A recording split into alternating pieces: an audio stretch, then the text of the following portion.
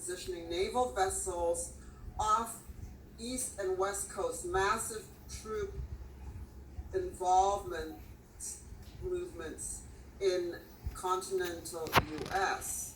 Over the past 4 days, there have been massive movement of troops, equipment, and supplies within the continental United States. Today, Tuesday, that would be yesterday, the U.S. Navy is positioning aircraft carriers and their strike groups off both east and west coast.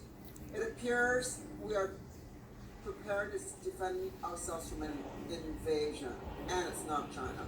Late Saturday, no fewer than 25 C-17 craft. This is confirmed by Mr. Monkeyworks, who will be here tomorrow at 9:30 to confirm the same story. Late Saturday, no fewer than 25 C-17 aircrafts were in the skies over USA, carrying troops and equipment from around the nation, all going to Nellis. I kept on saying Nettles. It's Nellis Air Force Base in Nevada. Nellis. Okay, it's Nellis. Okay. Also late Saturday, no fewer than 12 C-130 aircraft were also on the move, also headed to Nellis there. Air Force Base. There you go. Right there in Nevada. On Sunday, locals on and around Nellis reported the base was swarming with soldiers and Marines. They also reported seeing a vast array of land fighting vehicles coming out of cargo aircraft. Naval deployments, here we go. This morning, according to U.S. Naval Institute, the Navy deployed 3 aircraft carriers plus landing helicopter dock LHD off the U.S. West Coast, and 2 aircraft carriers and their strike groups, plus another LHD off the U.S. East Coast. Off the West Coast is USS Carl Vinson in the Pacific, not at port, along with Oregon-Washington border. Why is that? Because, as I mentioned many times, they're trying to take the West Coast to succeed away from the United States. I've mentioned this many times, okay? That was their plan, okay? That is what they're planning to do. The USS Essex is off the coast of San Francisco. There you go. The USS Theodore and Strike Group is off the coast of Los Angeles. There we go. Off the East Coast are the USS Dwight Eisenhower off the coast of Connecticut. Yes, there we go. And the USS Gerald Ford off the coast of New Jersey.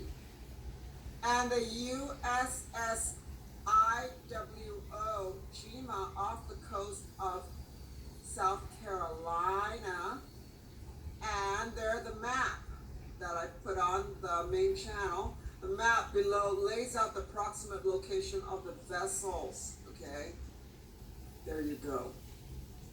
It's just, yup. They're all coming in. Given these new naval deployments and the very large sudden movement of troops into Nellis Air Force Base, one gets the impression that the United States is preparing to defend its homeland from actual invasion. Hint, that may actually be the case.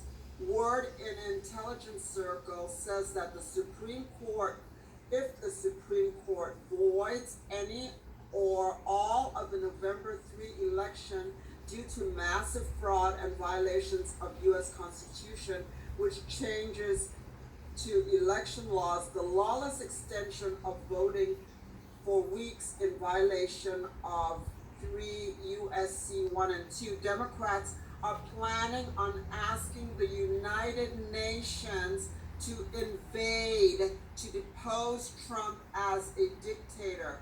There is also word within intelligence circles that the states California, Oregon, and Washington, plus New York, might actually try to secede from the Union if Trump gets 4 more years and may need to be forcibly brought back under U.S. control. As you know, all the $450 million worth of Chinese weapons being held at 1616 Capitol Street in Sacramento, purchased by none other than Gavin Newsom. I've mentioned this many times, and he's funding Antifa and Black Lives Matter. They're the same thing. Pretty much Black Lives Matter is pretty much white, okay?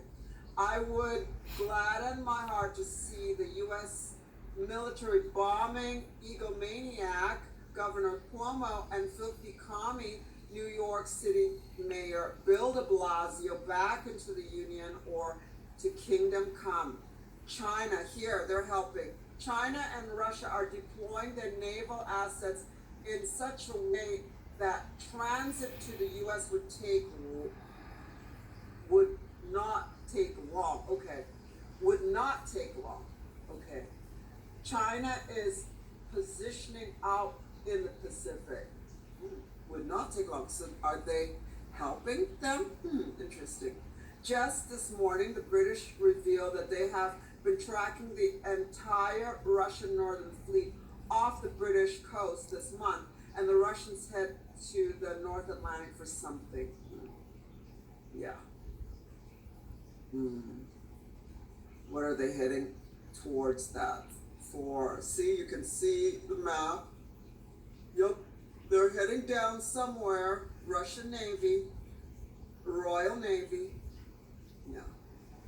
One possibility, they're heading towards the Mediterranean to deal with Syria and perhaps Turkey.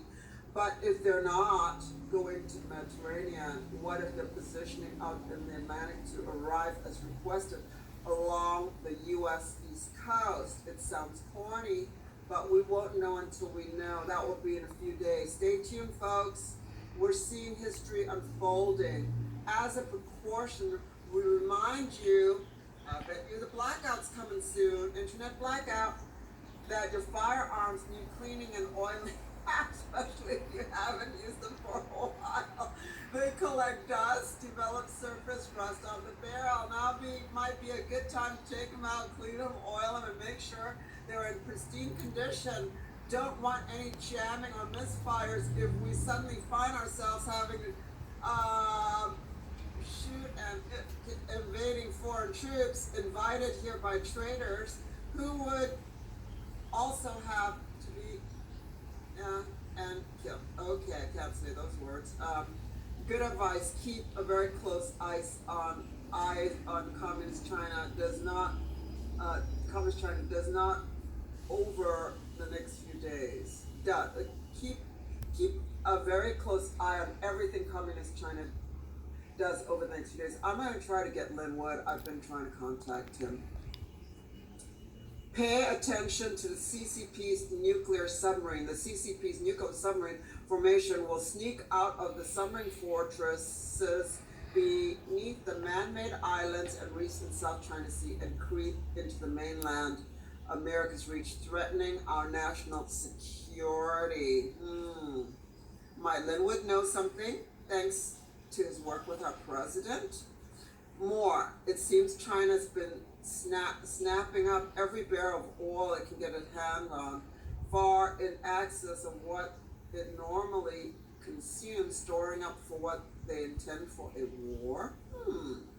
Interesting.